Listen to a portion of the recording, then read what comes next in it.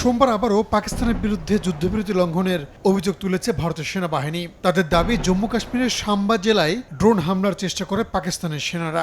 আকাশ প্রতিরক্ষা ব্যবস্থার সাহায্যে ড্রোন ধ্বংসের দাবি করা হয়। দুই দেশের মধ্যে সংঘাত বন্ধের পর প্রথমবার জাতির উদ্দেশ্যে ভাষণ দেন ভারতের প্রধানমন্ত্রী নরেন্দ্র মোদী। নতুন করে হামলা হলে পাকিস্তানের সীমানায় ফের আঘাত হানবে দিল্লি বলে হুঁশিয়ারি দেন তিনি। ইসলামাবাদের বিরুদ্ধে সন্ত্রাসবাদে মদদ দেওয়ার অভিযোগ আনেন ভারতের প্রধানমন্ত্রী।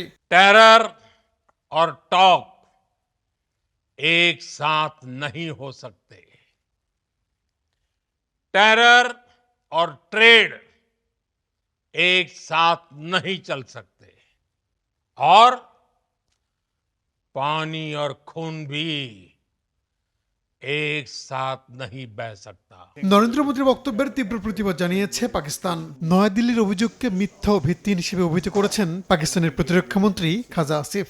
মোদী পরাজিত জুয়ারের মতো কথা বলছেন বলে মন্তব্য করেন তিনি। পাকিস্তানের বিরোধী রাজনীতিবিদরাও মোদীর সমালোচনা করেছেন। এর আগে মার্কিন প্রেসিডেন্ট ডোনাল্ড ট্রাম্প দাবি করেন, যুক্তরাষ্ট্রের হস্তক্ষেপে ভারত পাকিস্তানের মধ্যে সম্ভাব্য একটি ভয়াবহ পারমাণবিক যুদ্ধ থামানো সম্ভব হয়েছে।